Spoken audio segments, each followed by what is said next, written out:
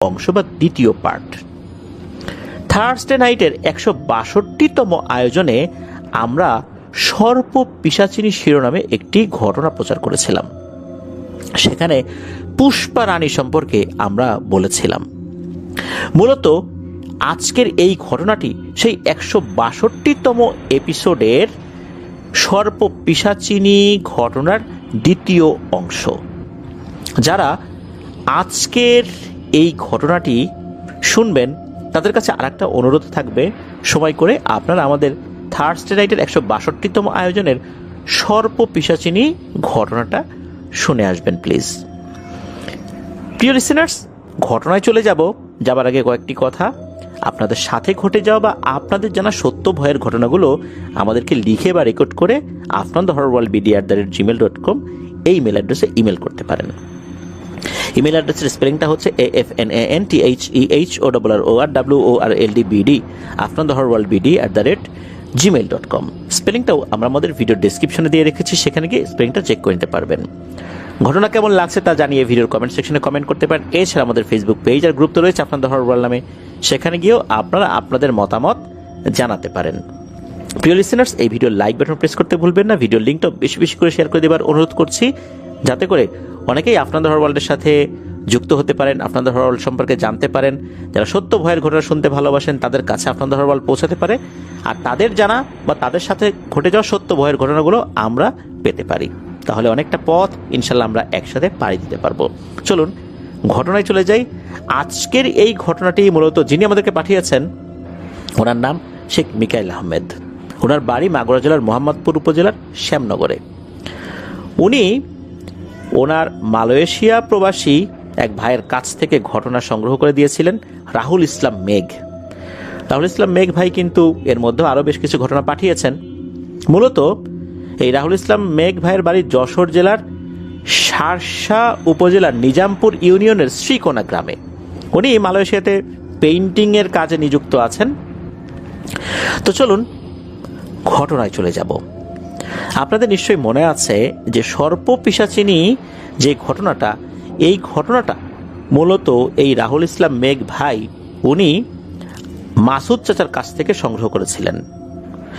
যখন আমরা সর্প পিশাচিনী এই ঘটনাটা সামনে নিয়ে আসলাম, প্রচার করলাম, তখন অনেকেই এর পরবর্তী অংশটা শোনার জন্য আগ্রহ প্রকাশ করেছিলেন।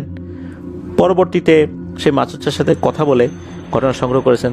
তো মাসুদ চাচা উনিও পরবর্তী কিছু অংশ যখন মেঘ ভাইয়ের সাথে শেয়ার করেন, এরপর এই ঘটনাটি উনি আমাদেরকে পাঠান। তো চলুন ঘটনায় চলে যাই। তো ঠিক পরের অংশ থেকে আমরা শুরু করব। মাসুদ চাচা কিন্তু প্রথম পর্বে বলেছিলেন একজন ইন্ডিয়ান তান্ত্রিকের কথা। সেখানে উনি গিয়েছিলেন, সেই ইন্ডিয়ান তান্ত্রিককে পাওনা বুঝিয়ে দিয়ে তার স্ত্রীকে নিয়ে ইন্ডিয়া থেকে বাংলাদেশে চলে আসেন। এর কয়েক বছর পর আর্থিক সমস্যার কারণে আবার মালয়েশিয়াতে চলে আসেন 2022 সালের শেষের দিকে। মালয়েশিয়াতে আসার পর 2-3 মাস ভালোই কাজকর্ম উনি করছিলেন, কিন্তু সেই ভালো আর বেশি দিন স্থায়ী হলো না। হঠাৎ করেই ওনার চাকরিটা চলে যায় ওখানে। কি করবেন উনি, মাথার উপর এত ঋণের বোঝা, তার উপর ওনার স্ত্রীর শরীরে এই জিন সাপের অর্থাৎ এই পুষ্পা রানীর উপদ্রব বেড়েই চলছে। একদিন ভুলবশত সেই তেঁতুল গাছের নিচে দুধ না দিয়ে আসলে সমস্যা সৃষ্টি করত এই পুষ্পা রানী, সারা শরীরে বিষ ছড়িয়ে দিত। একদিন মালয়েশিয়ার সময় রাত 2টোর মতো বাজে আনুমানিক, ঘুম আসছিল না টেনশনে। একদিকে ঋণের চাপ, অন্যদিকে কাজ নাই, বাইরে বসেছিলেন সেই পাহাড়ের ঢালে। ঝর্ণার পানি বয়ে যায় যেখানে, সেখানটাতে মন খারাপ করে উনি বসে আছেন। হঠাৎ পেছন থেকে কেউ বাবা ও বাবা বলে একটা ডাক ভেসে আসে ওনার কানে। ঘাড় ঘুরিয়েই দেখতে পেলেন সেই ভালো জিন সাপটা। অর্থাৎ আমরা ওই প্রথম দিকে একটা সাপের কথা বলেছিলাম যে ভালো জিন সাপটা, সেটা। আসল ঘটনাটা মূলত খুব জটিল এবং গভীর। সেদিন আসলে সে এসেছিল মানুষের রূপে, সাপের রূপে না। সাদা একটা ড্রেস পরা ছিল, জ্যোৎস্নার আলোতে চিকচিক করছে ড্রেসটা। মাথায় একটা মুকুট রয়েছে, সাপ রূপে আসলে যেই মুকুটটা মাথায় থাকতো সেটাই। তো আসলে এরকম ঘটনাগুলো রূপকথার গল্পে শোনা যেত। উনি চিন্তা করছেন যে রূপকথার গল্পে এমনটা উনি শুনেছেন। এই জিন সাপটা কিন্তু পুরুষ নয়, মহিলা। তার নাম মেহের নিগার। এই সাপটি ভালো বাবা বলে সম্বোধন করত, আর ওনার স্ত্রীকে মা বলে সম্বোধন করত। আর এই সাপটার মা বাবা নাকি পৃথিবীতে বেঁচে নেই। এটা কিন্তু সেই জিন সাপ যিনি এই মাসুদ চাচার স্ত্রীর শরীরে আগে থেকেই থাকতো, ছোটকাল থেকেই। কিন্তু এই পুষ্পা রানী যে খারাপ জিন সাপ, সে আসার পর থেকে এই জিন সাপটা নাকি এই চাচির শরীরের কাছে যেতে পারে না, যেটা কিন্তু আমরা আগেও বলেছিলাম আগের এপিসোডে। এমনকি এই মাসুদ চাচা উনি যখন ঝর্ণার পাশে দাঁড়িয়ে কথা বলেছিলেন ভালো এই জিন সাপটার সাথে, তখনও কিন্তু ওই জিন সাপটা বলেছিল যে কেন সে চাচির কাছে যেতে পারে না। যাই হোক, মেহেরনিগার ভালো জিন সাপ, সে আসে তার কাছে। আসার পরে বলে যে তুমি দেশে চলে যাও, তুমি মালয়েশিয়া থেকে আসলে কিছুই করতে পারবা না, আমি তোমাকে কিছু আমল দিচ্ছি, এগুলো একটানা 3 মাস সম্পন্ন করতে থাকো দেশে গিয়ে। ওইদিকে মায়ের শরীর তেমন ভালো না, অনেক খারাপ অবস্থা, তুমি গেলে পুরোপুরি বুঝতে পারবে, আমি তো দূর থেকে দেখি, ইনশাল্লাহ আল্লাহ একটা পথ দেখাবেন তোমাদের। আর হ্যাঁ, এই আমলটা কিন্তু টানা 3 মাস সম্পূর্ণ করতে হবে, মাঝপথে বন্ধ করলে কিন্তু অনেক ক্ষতি হয়ে যেতে পারে তোমাদের। আর একটা কথা বলি, এর ভিতরে কোনো কবিরাজ, তান্ত্রিক, ওঝা এদের কাছে যাবা না, যত সমস্যাই হোক। মেহেরনিগারের কথা শুনে উনি অবাকই হন। উনি বলেন যে আচ্ছা, আমল না হয় করলাম, কিন্তু এত দায় দেনা, ঋণ আমি কিভাবে পরিশোধ করব? কিভাবে দেশে যাব? দেশে গেলেই তো এই পাওনাদাররা এসে খুব উৎপাত করবে। এদিকে আমার স্ত্রীর শারীরিক যে অবস্থা, দেশে গেলে তো আবার চিকিৎসাও করাতে হবে, কি করব? এরপর নাকি মেহেরনিগার মাসুদ চাচাকে উদ্দেশ্য করে বলেন, এটা নিয়ে তোমাকে খুব বেশি ভাবতে হবে না, ইনশাল্লাহ আল্লাহ সাহায্য করবেন, ইনশাল্লাহ আল্লাহ একটা ব্যবস্থা করেই দেবেন।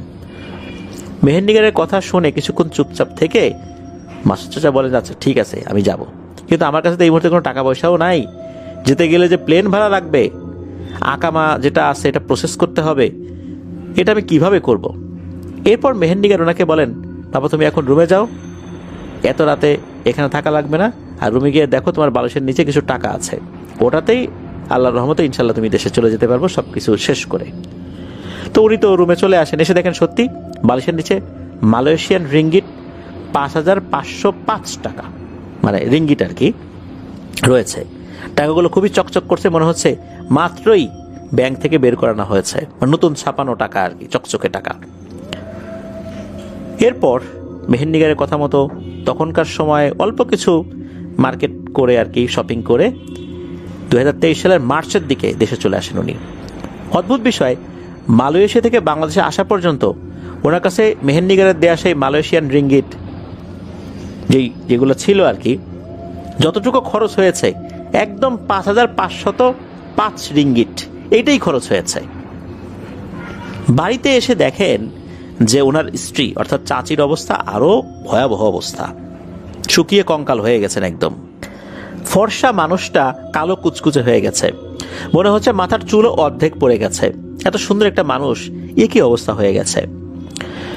এরপর উনি ওনার যে মেয়ে মোহনা নাম, তার কাছ থেকে শুনছেন যে ওনার স্ত্রী নাকি দুধ দিয়ে ছাড়া ভাত খেতে পারে না, শুধু দুধ দিয়ে উনি ভাত খেতে পারেন, এছাড়া অন্য কোনো কিছু দিয়ে ভাত খেতে পারেন না। দুধ, কলা, আম, চিনি, মিষ্টি দ্রব্য খাবার ছাড়া উনি কিছুই খেতে পারেন না, অন্য খাবার খেলে ওনার বমি হয়ে যায়। মোহনা আরো বলেন, এই পুষ্পা রানী জিন সাপটা নাকি এক ধরনের বিষ ছড়িয়ে দিত রক্তের সাথে, রক্তের সাথে এই বিষটা মিশে সারা শরীর মরিচের মতো জ্বলতো, মরিচ ডলে দিলে, ক্ষত স্থানে মরিচ ডলে দিলে যেভাবে জ্বলে ওরকম জ্বলতো। আর 24 ঘন্টার মধ্যে প্রায় 20 ঘন্টা এই পুষ্পা রানী চাচির শরীরে থাকা শুরু করেছে আবার। চাচির কাছে নাকি সবসময় মনে হতো ভারী কোনো বিশাল একটা জিনিস তার সমস্ত শরীর পেঁচিয়ে রেখেছে, এরকম একটা অবস্থা। তো এইভাবে যেতে যেতে আরও কিছুদিন পার হয়ে যায়, মেহেরনিগারও আসেনি এর ভিতরে। এরপর তো উনি কিছু টাকা ধার দেনা করে ছোটোখাটো একটা মুদি দোকান দিয়েছেন ওনাদের ওখানেই একটা বাজারে। তো এরপর আল্লাহর রহমতে টুকটাক চলছিল আর কি দোকানটা। এইভাবে কেটে যায় আরও 2 মাস। জুন মাস চলে আসে, মেহেরনিগারের আমলও ঠিকঠাক উনি করছিলেন। আরও 1 মাস আমল করলে 3 মাস পূর্ণ হবে আল্লাহর ইচ্ছায়। এর ভিতরে ওনাদের গ্রামে 9 জনের একটা বেদে গ্রুপ আসে। তো ওনারা আসছিলেন যশোরের বেনাপুলের ধলদা রামপুর নামক একটা জায়গা থেকে। ওই অঞ্চলের 70% মানুষ নাকি হিন্দু সম্প্রদায়ের, আর যেই হিন্দু সম্প্রদায়ের লোকগুলো আছে তাদের প্রায় প্রত্যেকটা ফ্যামিলিতেই শূকরের খামার রয়েছে। ওনারা বছরের একটা নির্দিষ্ট সিজনে বাংলাদেশের বিভিন্ন অঞ্চলে শূকরের পাল নিয়ে মাঠে মাঠে ঘোরে, আর সন্ধ্যা হলে একটা নির্দিষ্ট জায়গা বেছে নিয়ে সেখানে রাতে থাকে।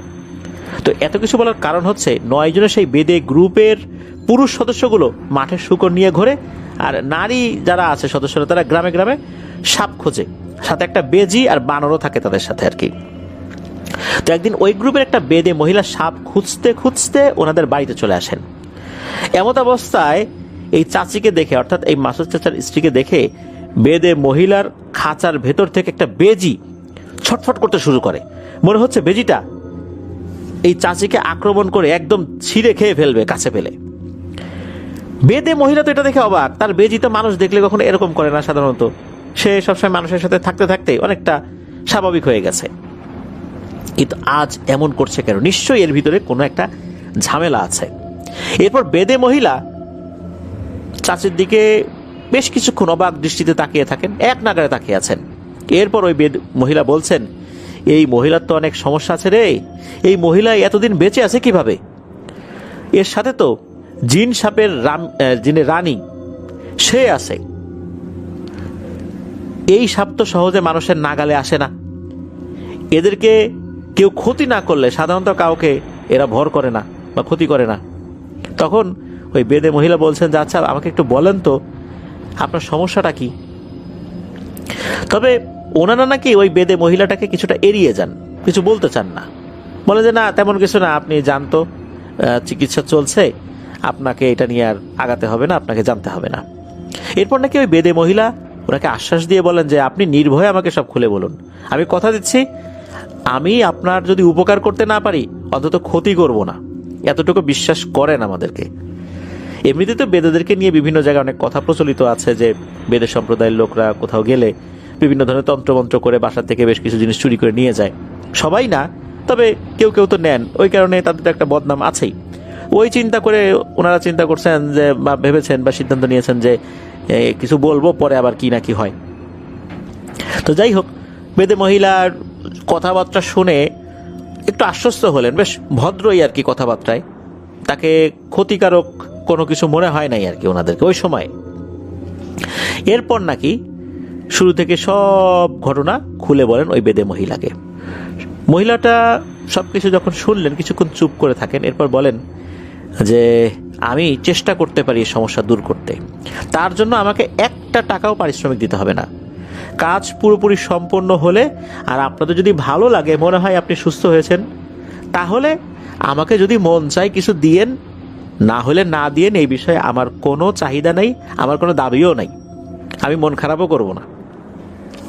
এই কথা শুনে মাসুদ চাচা তো হাসতে হাসতে একটু লাফিয়ে উঠেছেন যে এই বেদে মহিলার মাথা কি ঠিক আছে? দীর্ঘ 25টা বছর পার হয়ে গেছে, কত কবিরাজ দেখানো হয়েছে, এমনকি ভারত থেকে বাংলাদেশ থেকে ভারত এই কাজ করতে হয়েছে, টাকা পয়সা সব শেষ, আর এই সামান্য বেদে মহিলা নাকি ফ্রিতে এই কাজের সমাধান করে দিবে? শুনতে বেশ অবাক হয়েছেন, আশ্চর্য হয়েছেন। তখন উনি হেসেই ওই মহিলাটাকে বলেন যে ঠিক আছে, আপনি সমাধানের পথ খোঁজেন। এরপর মহিলা সেখান থেকে চলে যান। যাওয়ার আগে ওই বেদে মহিলাটা বলেন যে আগামী অমাবস্যার যেই তারিখ, একটা তারিখ বলেন আর কি, যে ওই বেদে মহিলা আর ওনার স্বামী আসবেন এই বাড়িতে। আর মাসুদ চাচাকে বলেন আপনি আপনার স্ত্রীকে নিয়ে তৈরি থাকবেন, আর হ্যাঁ অবশ্যই মনে করে একই রঙের সাদা কবুতরের বাচ্চা, 3টা টাকি মাছ, যে মাছগুলো পানিতে পোনা নিয়ে ঘোরে এমন টাকি মাছ, আর 9 রকমের ভিন্ন ভিন্ন স্বাদের ফল, কিছু চন্দন কাঠের শুকনো গুঁড়ি রেডি করে রাখবেন। তারপর একদিন সেই অমাবস্যার রাতে বেদে মহিলা ও তার স্বামী ঠিক রাত 12টা নাগাদ আনুমানিক আর কি সময় চলে আসেন ওনাদের বাড়িতে। সাথে দুটো খাঁচা নিয়ে আসছেন। বোঝাই যাচ্ছে যে একটা খাঁচায় বেজি, অন্য খাঁচায় বানর রয়েছে, আর আরেকটা বক্স রয়েছে। এর মধ্যে বেদে মহিলার কথা মতো সমস্ত জিনিস অনেক কষ্টে প্রস্তুত করে রেখেছেন। সবচেয়ে কষ্ট হয়েছে এই 2 বা 3টা টাকি মাছ গোছাতে, কারণ টাকি মাছ যখন তার বাচ্চাদেরকে পোনা নিয়ে ঘোরে, এই টাকি মাছগুলোকে ধরাটা, এগুলো খুঁজে বের করে ধরাটা এমনটা না যে বাজার থেকে 3টা টাকি মাছ কিনে আনবে, তা কিন্তু না। মানে এইরকম টাকি মাছ, যে টাকি মাছগুলো তাদের পোনা নিয়ে ঘুরছে, এরকম টাকি মাছ 3টা ধরতে হবে, এটা তো 4টিখানি কথা না। অনেক কষ্ট হয়েছে আর কি। তো যাই হোক, ওনারা ম্যানেজ করেছেন, সব কিছুতে রেডি করে রেখেছেন। রাত আনুমানিক যখন 2টো বাজে, অমাবস্যা রাতের ঘুটঘুটে কালো অন্ধকারে বেদে মহিলা ওনাদের বাড়ির একটা অন্ধকার রুমে কিছু একটা পাউডার দিয়ে একটা বৃত্ত এঁকেছেন। এরপর সেটাতে আগুন ধরিয়ে দিয়েছেন। এরপর তার রিচুয়াল শুরু করেছেন। এদিকে আবার চন্দন কাঠের গুঁড়িতে আগুন ধরিয়ে সেই 3টা একই কালারের কবুতর এক কোপে কেটে সেটা চামড়া ছুলে আর 3টা টাকি মাছও পুড়িয়ে বেজিটাকে খেতে দিয়েছেন। উনি এদিকে এই বিশেষ করে মাসুদ চাচা বেদে মহিলা কি করে, তার সাথে থাকা তার স্বামী কি করে, এগুলো দেখছেন। বেজিটা কিছুটা খেলো, এরপর আর খেলো না, রেখে দিয়েছে খাবার। এরপর এই যে বেদে মহিলা এবং তার স্বামী তাদের সাথে কিছু পুটলি নিয়ে আসছিলেন। এরকম একটা পুটলি থেকে একটা পাউডার জাতীয় কিছু ছিটাতে থাকে। এই বেদে মহিলার স্বামী সেই বৃত্তের চারপাশে ঘুরে ঘুরে একটা বিন বাঁশি বাজাতে লাগলেন। আর সাথে সাথে তার পাশে থাকা বানরটা নাকি লাফাতে থাকে এবং উচ্চ স্বরে কিচিরমিচির করতে থাকে বানরটি। ইতিমধ্যে তো ওই মাসুদ চাচার স্ত্রী অর্থাৎ চাচি আচমকাই কোনো একটা কারণে, উনি একটা আলাদা বৃত্তের মধ্যে ছিলেন আর কি, আলাদা বৃত্তের মধ্যে তাকে বসানো হয়েছিল, তার ভিতরে অজ্ঞান হয়ে লুটিয়ে পড়েছেন। আর বিন বাঁশি কিন্তু তখনও বাজছে, বানরটাও লাফাচ্ছে, কিচিরমিচির করছে। এর কিছুক্ষণ পর ঘটলো ভয়ঙ্কর একটা ঘটনা। ওনাদের রুমের মধ্যে মনে হচ্ছে তুফান শুরু হয়ে গেছে, ঝড় শুরু হয়ে গেছে। আর কোথা থেকে যেন একটা কালো কুচকুচে সাপ এই বৃত্তের ভিতরে সা করে চলে আসছে হঠাৎ করে।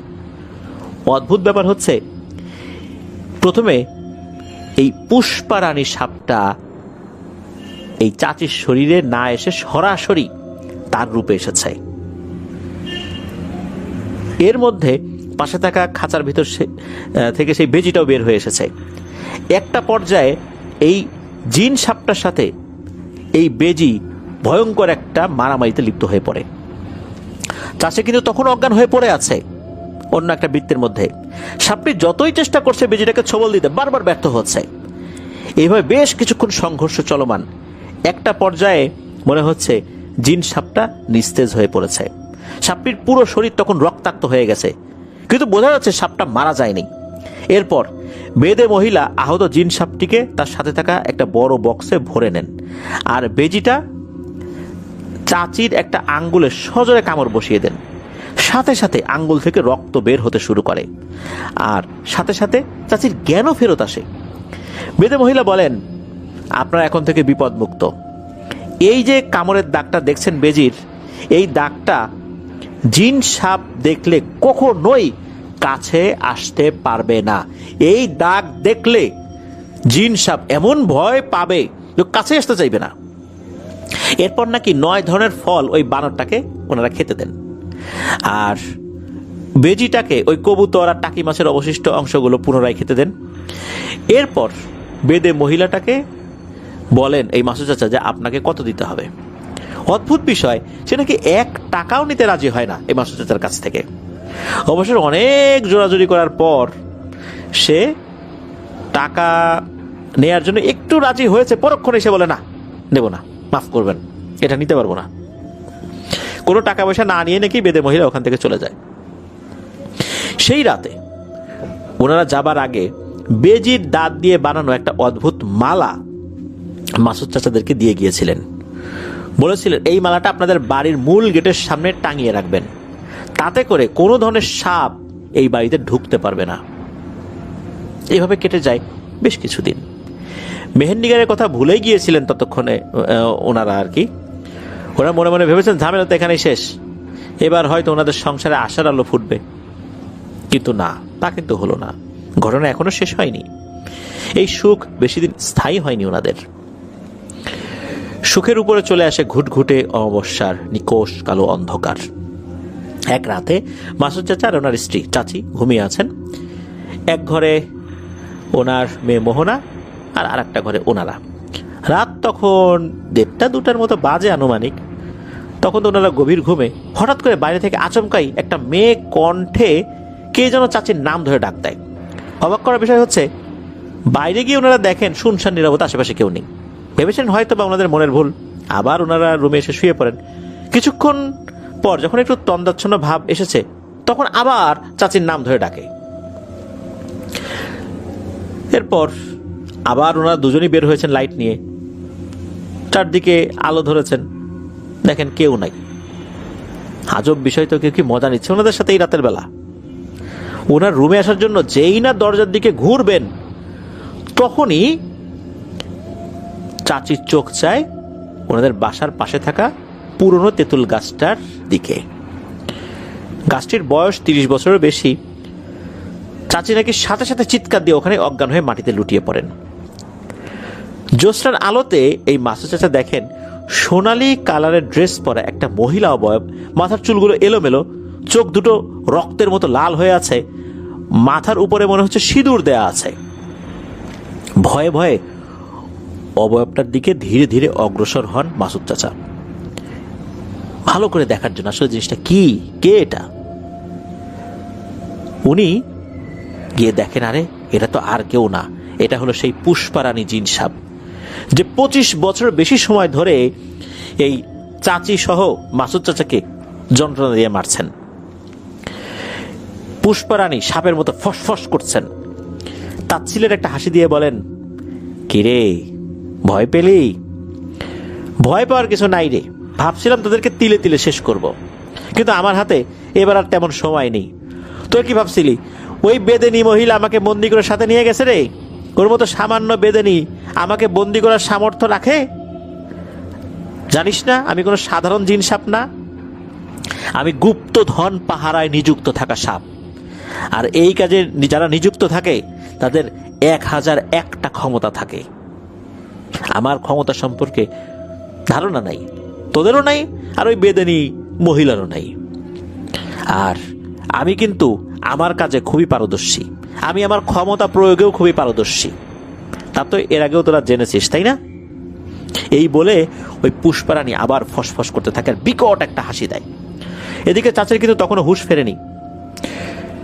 উনি এইটা যখন শুনেছেন পুষ্পারানীর মুখ থেকে, ভয়ে তো একদম স্ট্যাচু হয়ে গেছেন, মূর্তির মতো দাঁড়িয়ে আছেন। কি একটা ভয়ঙ্কর পরিস্থিতি, মনে হচ্ছে উনি স্বপ্ন দেখছেন, উনি স্বাভাবিক জগতের মধ্যে নাই। এরপর পুষ্পারানী আবার বলতে শুরু করে, সেদিন যে তোদের বাড়িতে বেদে মহিলা এসেছিল আমাকে তাড়ানোর রিচুয়াল করতে, সে কে ছিল তোরা জানিস? সে ছিল খুবই দুষ্টু প্রকৃতির মহিলা। একটা বেজি ও একটা বানর নিয়ে গ্রামে গ্রামে সাপ ধরার বাহানায় মানুষকে ঠকায় আর ভুলভাল তাবিজ দেয়। আর ওর স্বামীও আর এক ভণ্ড। ওর স্বামী 4 জন মানুষ নিয়ে 46টা শূকরের পাল সহ মাঠে মাঠে ঘুরে বেড়ায়, আর ওর মানুষের ক্ষেত খামারে শূকরের পাল লাগিয়ে দিয়ে ফসল নষ্ট করে। কেউ প্রতিবাদ করলে শূকরের মাথা কেটে কালো জাদু করে তাকে বান মেরে মেরে ফেলে, না হলে পাগল বানিয়ে দেয়। এভাবে বহু মানুষকে হত্যা করেছে, ক্ষতি করেছে এরা। আর ওই বেদে মহিলা প্রথম যেদিন তোদের বাড়িতে আসে এবং খাঁচার ভিতর থেকে বেজিটা ছটফট শুরু করে, তখন সেদিনই এই বেদেনী মহিলা তোর স্ত্রীকে দেখে বুঝে যায় তোর স্ত্রীর সাথে আমি আছি, আর আমাদের দখলে থাকা গুপ্তধনও আছে, সেটাও বুঝে যায় কোনোভাবে। ওই দিন থেকে মহিলা লোভ চেপে বসে আর তোদের বাড়িতে আসন বসানোর জন্য সে সিদ্ধান্ত নিয়েছে। ওই বেদেনী মহিলার মূল উদ্দেশ্য ছিল তোর স্ত্রীকে সুস্থ করা নয়, তার উদ্দেশ্য ছিল আমাকে বসে আনা আর গুপ্তধন হাতিয়ে নেয়ার পায়তারা। ওই দিন রাতে যখন তোদের বাড়িতে মহিলা ও তার স্বামী সহ একটা বেজি আর একটা বানর নিয়ে আসন বসায় এবং আমাকে ডাকার রিচুয়াল করে, ওই দিন আমি আমার গুপ্তধন পাহারায় নিযুক্ত ছিলাম একই রকম ভাবে। ঠিক ওই সময় অন্য একটা জিনের দল আমাদের গুপ্তধনে হামলা করে। তাই সেদিন আমি আসতে না পারায় আমার স্বামীকে পাঠিয়েছিলাম এই বেদের কাছে। ভেবেছিলাম বেদে মহিলা কিছু প্রশ্ন করে ছেড়ে দিবে আমার স্বামীকে, কিন্তু আমি বুঝতে পারিনি এই মহিলা এভাবে আক্রমণ করবে তার বেজি দ্বারা আমার স্বামীর উপরে। সেদিন সে নিস্তেজ হয়ে পড়ে, কারণ আমার স্বামী এমনিতেই আমার থেকে দুর্বল প্রকৃতির জিন, আর সে এমনিতেও একটু অসুস্থও ছিল ওই সময়। তাই সেদিন আমার স্বামীকে বেদে মহিলা অর্ধমৃত করে নিয়ে যায় তার সাথে, আর একটা বন্ধ ঘরে নিয়ে ওকে আটকে রাখে, আর তার পাহারায় নিযুক্ত করে একটা বেজি। আমি তো ওখানে ঢুকতেও পারি না সেখানে। এরপর সেদিন আমি যখন খবর পাই, ছুটে যাই সেই বেদে মহিলার আস্তানায়। সেখানে গিয়ে আমার স্বামীকে ছেড়ে দেওয়ার জন্য অনুরোধ করি, কিন্তু ওই বেদেনী মহিলা রাজি হয় না। আমাকে বলে, 1 ভরি স্বর্ণ দিলে তো স্বামীকে ছেড়ে দিব। এরপর মহিলার কথা মতো 1 ভরি স্বর্ণ আমি দেই। আমি দিতে বাধ্য হয়েছি সেই গুপ্তধন থেকে, কারণ আমার স্বামীকে আমি ভালোবাসি। তাই স্বামীর কারণে আমি দুর্বল হয়ে পড়েছি। আমি দিলাম, তারপরও ছাড়ে না আমার স্বামীকে। আমাকে প্রতারণা করে একের পর এক গুপ্তধন হাতিয়ে নিতে থাকে ওই বেদে মহিলা, তার স্বামী। এর মধ্যে আমার স্বামী অসুস্থ থাকার কারণে, আগে থেকেই অসুস্থ ছিল, আর ওই বেজির আক্রমণে আরও অসুস্থ হয়ে পড়ার কারণে ওই বন্দি অবস্থাতেই সে মারা যায়। আমি চাইলেও কিছু করতে পারছিলাম না, কারণ ওই বেদে মহিলার বাড়িতে অনেকগুলো বেজি পাহারা নিযুক্ত ছিল। আমার জিন সাপেরা পৃথিবীর কাউকে ভয় না পেলেও বেজিদেরকে খুব ভয় পাই, কারণ ওরা আমাদের শত্রু। আমাদের কোনো তন্ত্রমন্ত্র ওদের উপরে সেভাবে কাজে লাগে না। এর মধ্যে আমি একটা ফোন দিয়া টিচে বেদে মহিলার মোটা অঙ্কের গুপ্তধনের লোভ ধরাই দিয়ে আমি আমার স্বামীকে ছাড়িয়ে আনবো। মহিলা রাজিও হয়ে যায় লোভে পড়ে, কিন্তু তোরা মানুষ জাতি অনেক লোভী, তা আমরা ভালো করেই জানি। এমনকি ছেড়েও দেয় আমার স্বামীকে বেদেরা লাভের আশায়, লোভে পড়ে।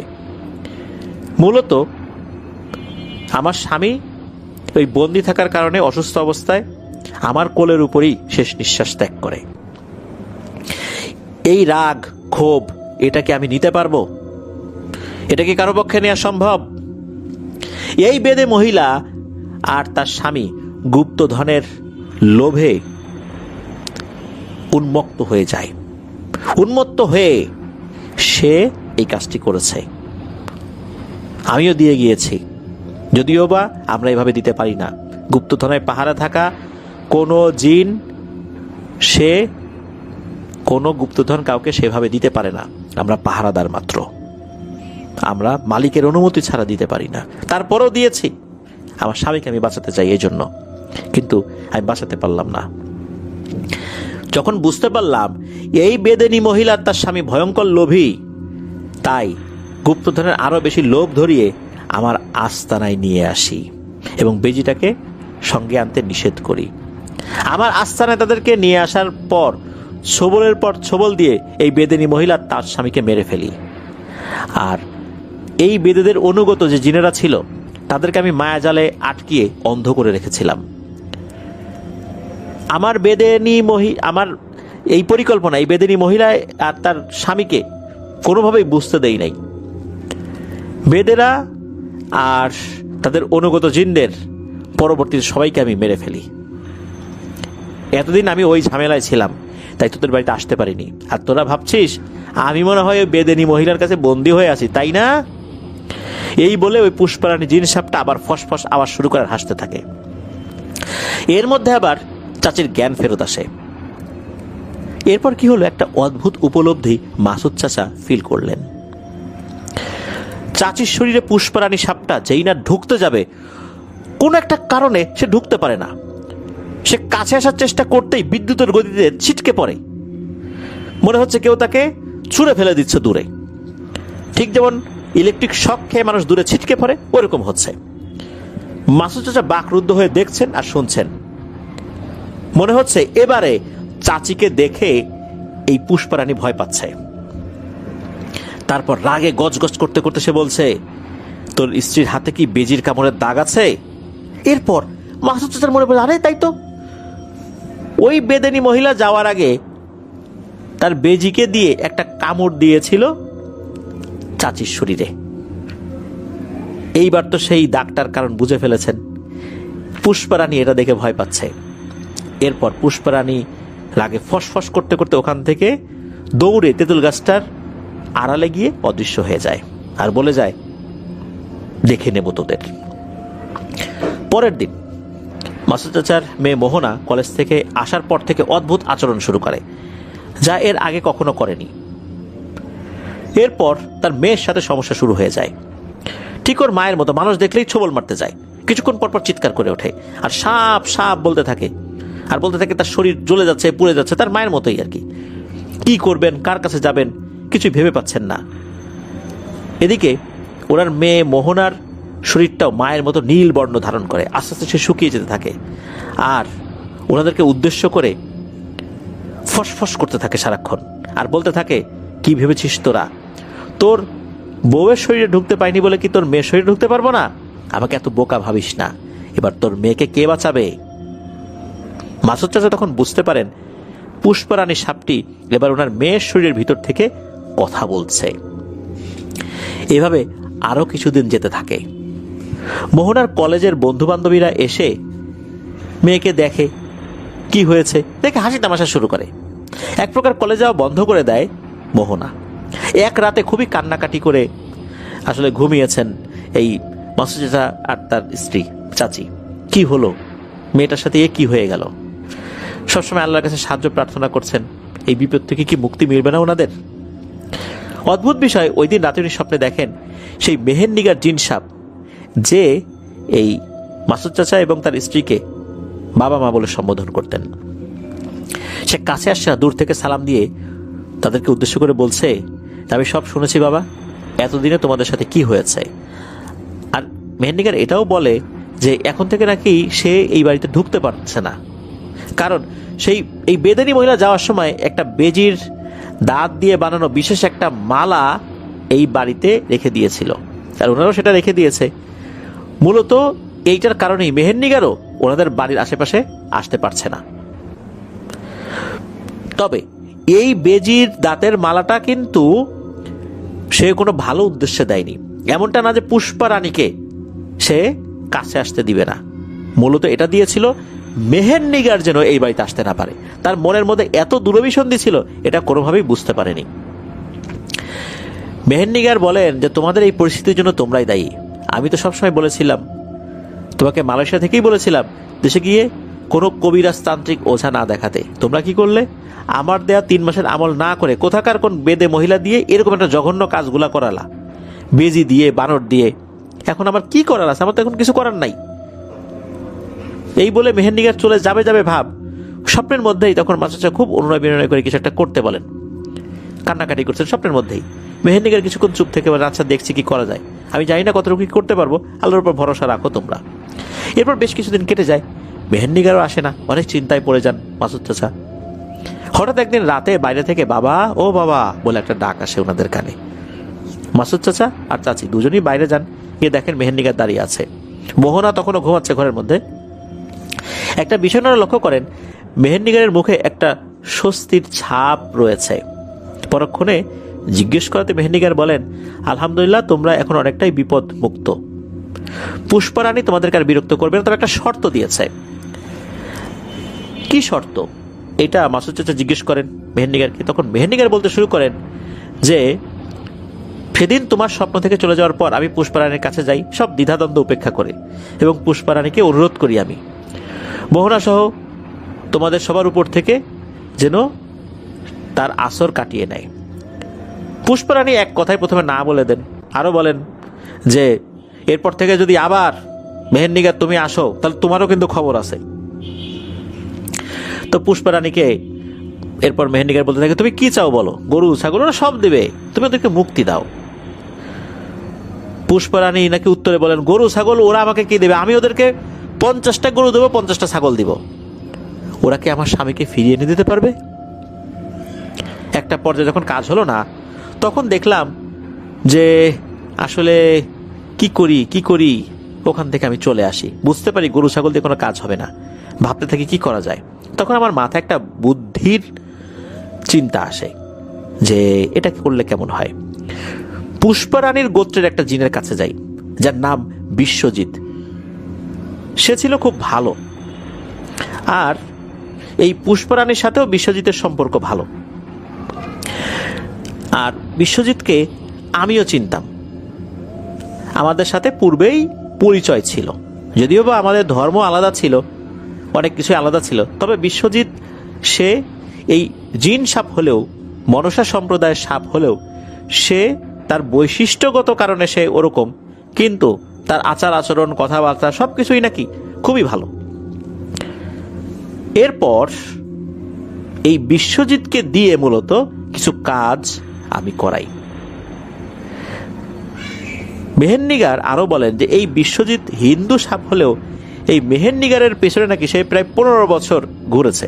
মেহেরনিগার তাকে পাত্তা দিত না, ধর্মীয় একটা ব্যাপার তো ছিল, দুজনের ধর্ম আলাদা, তো ধর্মীয় ব্যাপারগুলা চিন্তা করলেও এটা তো আসলে মেহেরনিগার একসেপ্ট করতে পারে না। তবে বিশ্বজিৎ ছিল সম্পূর্ণ ভিন্ন রকমের আর কি। আর এই যেই বিশ্বজিৎ, এই বিশ্বজিৎকে নাকি মেহেরনিগার বলেছিল যে আমি তো ধর্মীয় কারণে তোমাকে আসলে গ্রহণ করতে পারি না, তুমি যদি মুসলিম হও আমাদের ধর্মের নিয়ম অনুযায়ী তাহলে এটা হতে পারে। এরপর নাকি এই বিশ্বজিৎ মুসলিম হয় এবং মেহেরনিগারের সাথে তার বিয়ে হয়। তো এভাবেই আর কি মূলত তাদের একটা সম্পর্ক হয় আর কি। মেহেরনিগার যখন বিশ্বজিৎকে পুরো ঘটনা খুলে বলে, বিশ্বজিৎ মেহেরনিগারকে সাথে নিয়ে ওদের গোত্র প্রধানের কাছে যায়, মানে সে যেই গোত্রে ছিল আর কি গোত্র প্রধানের কাছে যায়। তো গোত্র প্রধান ওই সময় নাকি দেশে ছিল না, ভারতের মুর্শিদাবাদের ডোমকল নামক একটা জায়গায় সে গিয়েছিল, একটা পূজা অর্চনা ছিল সেখানে। তো বিশ্বজিৎ মেহেরনিগারকে সেখানেও নিয়ে গিয়েছিল তাদের গোত্র প্রধানের সাথে দেখা করার জন্য। তো গোত্র প্রধানকে সব ঘটনা খুলে বলেন। গোত্র প্রধান কিছুক্ষণ চুপ থেকে বলেন যে আসলে একটা ঘটনা তো ঘটে গেছে, সেটা হচ্ছে পুষ্পারানীর স্বামীকে তো মেরে ফেলা হয়েছে। এখন এই বিষয়টা তো সম্পূর্ণ আলাদা, যেহেতু তার স্বামীকে মেরে ফেলা হয়েছে, এখন এই বিষয়টা তো পুষ্পারানীর ইচ্ছার উপর অনেক কিছু নির্ভর করে। তারপরও তোমরা 2 দিন পরে আসো, আমি দেশে যাই, এখানকার কাজ শেষ করে তারপর দেখি ওর সাথে কথা বলে কি করা যায়। পরবর্তীতে গোত্রপ্রধান ভারত থেকে দেশে আসার পর তার নিজ রাজপ্রাসাদে মেহেরনিগার ও বিশ্বজিৎকে নিয়ে একটা মিটিং করে, সেখানে পুষ্পারানীকেও খবর দেওয়া হয়। মিটিংয়ে উপস্থিত থাকা সমস্ত জিনেরা বিষয়গুলো জানতে পারে। পুষ্পারানীকে খুবই বিনীতভাবে সবাই বোঝাতে থাকে, এমনকি ওদের গোত্রপ্রধান খুব অনুরোধ করে পুষ্পারানীকে। আরো বলেন যে ওদের পরিবারের উপর থেকে তোমার আসর তুলে যদি নিতে চাও নাও, আর যদি নাও তাহলে কি তুমি তোমার স্বামীকে ফেরত পাবে না তো।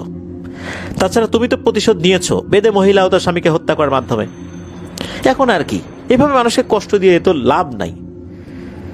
তুমি যা কষ্ট দিয়েছো, বহু বছর তো ওই মহিলাটাকে কষ্ট দিয়েছো, আবার তার মেয়েকে দিচ্ছ, এভাবে কাজ করো না।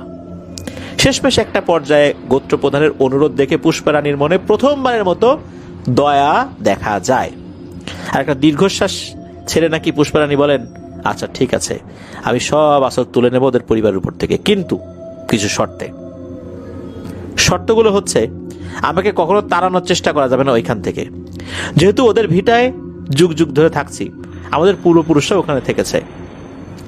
ওই জমিতে আমাদের গুপ্তধন আছে, সেটা তো গোত্রপ্রধান আপনি জানেন, আর সেটা তো আমি পাহারা দিই। ওদের বাড়িতে যে 4টা রুম আছে তার মধ্যে একটা রুম আমাকে দিয়ে দিতে হবে, ওই রুমটা আজীবন তালাবদ্ধ হয়েই থাকবে। এরপর নাকি পুষ্পারানী চলে যায়। মেহেরনিগার আর বিশ্বজিৎ চলে আসেন মিটিং শেষে, ফাইনালি একটা সিদ্ধান্ত নিয়ে যে হ্যাঁ একটা কাজ হয়েছে। এবার মেহেরনিগার মাসুদ চাচা আর চাচিকে বলেন, পুষ্পারানীর শর্তে রাজি আছো তোমরা? যদি রাজি না থাকো আমি আর কিছুই করতে পারবো না, অনেক কষ্টে এতটুকু করেছি আমি আর আমার স্বামী মিলে।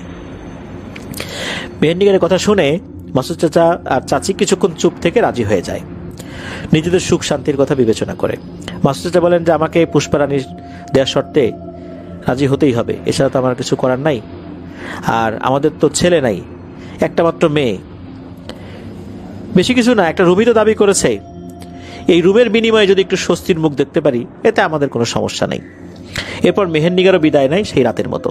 এর কিছুদিন পরে আবার একদিন গভীর রাতে বাইরে থেকে এসে বাবা ও বাবা, মা ও মা ওঠো, এরকম একটা ডাক ভেসে আসে ওনাদের কানে। ওনারা ঘুম থেকে ওঠেন, বাইরে গিয়ে দেখেন এবার মেহেরনিগার একলা না, তার সাথে তার স্বামী বিশ্বজিৎ রয়েছে। তো এরা যে স্বামী স্ত্রী দেখেই বোঝা যাচ্ছে। তবে বিশ্বজিৎ মুসলিম হওয়ার পরে তার নাম কি হয়েছে এটা মাসুদ চাচা বলতে পারেন নাই, তার নাম আর ওইটা ছিল না, চেঞ্জ হয়েছে। মেহেরনিগারের কাছে যেতেই আসলে মেহেরনিগার বলেন যে আলহামদুলিল্লাহ তোমরা এখন থেকে বিপদমুক্ত, পুষ্পারানী আর কখনো তোমাদেরকে দেখা দেবে না। আর একটা বিষয় তোমাদেরকে বলে রাখি, যে ঘরটা পুষ্পারানীকে দিয়েছ সেই ঘরটা জীবনে কখনোই মৃত্যুর আগ পর্যন্ত ভুলে ব্যবহার করবে না, এমনকি ঘরটা খুলবেও না। তবে আমি সবসময় মায়ের কাছে থাকতে চাই আগের মতো, মায়ের মাধ্যমে মানুষের সেবা যত্ন করতে চাই গাছগাছার ওষুধ দিয়ে। মেহেরনিগারের একথা শুনে মাসুদ চাচা চাচি খুবই খুশি হন। তারপর থেকে মেহেরনিগার এই চাচির শরীরে আবার থাকতে শুরু করে আর মানুষের উপকার করতে থাকে। এমনকি আজ পর্যন্ত আল্লাহর রহমতে তেমন কোনো অভাব অনটন ওনাদের সংসারে হয়নি। আর চাচির নাম কিন্তু আমরা বলি নাই প্রিয় লিসেনার্স, কারণ চাচির নাম বললেই কিন্তু অনেক মানুষ চাচিকে চিনে ফেলবেন আর এই বিষয়টা জেনে ফেলবেন। চাচির নাম কিন্তু এই রাহুল ইসলাম মেঘ ভাই বলেছেন, আমি এই বিষয়টা অ্যাভয়েড করে গিয়েছি, কারণ নাম বলার পর ওখানে উনি উল্লেখ করেছেন যেন চাচির নামটা না বলা হয়। তাছাড়া যেহেতু একটা গুপ্তধনের ব্যাপার রয়েছে, অনেক লোভী তান্ত্রিক কবিরাজ এখানে সে একটা ঝামেলা করতে পারে, এই জন্য কিছু বিষয় গোপন থাকাটাই ভালো। 2024 সালে এসে আল্লাহর রহমতে এই ঘটনা পুরোপুরি সমাধান হয়ে যায়, আর কোনো সমস্যা হয়নি মাসুদ চাচার সাথে। তো এটা শুনে কিন্তু অনেকের কাছে গল্পের মতো মনে হতে পারে, রূপকথার গল্পের মতো মনে হতে পারে, কারণ আমরা ছোটবেলায় এরকম ওই নাগ নাগিনীর অনেক সিনেমা দেখেছি, এরকম মনে হওয়াটাই স্বাভাবিক। এখনো যেটা হয় এটা বলাটাই মুশকিল। প্রিয় লিসেনার্স, এই ঘটনাটা যখন প্রথম দিকে আমরা বলেছিলাম, পুষ্পারানীর উপর তো ভয়ঙ্কর একটা রাগ হয়েছেই। এরপর শেষ দিকে এসে যখন বুঝতে পারলাম যে ওই বেদিনী মহিলা যাকে দেখে খুব ভালো মনে হয়েছিল, এই বেদিনী মহিলা কিভাবে একটা কলা কৌশল করে এই পুষ্পারানীকে মূলত বশীভূত করতে চেয়েছিল। পরে পুষ্পারানীর স্বামীকে আটক করে পুষ্পারানীকে দুর্বল করে গুপ্তধন হাতিয়ে নিতে থাকে।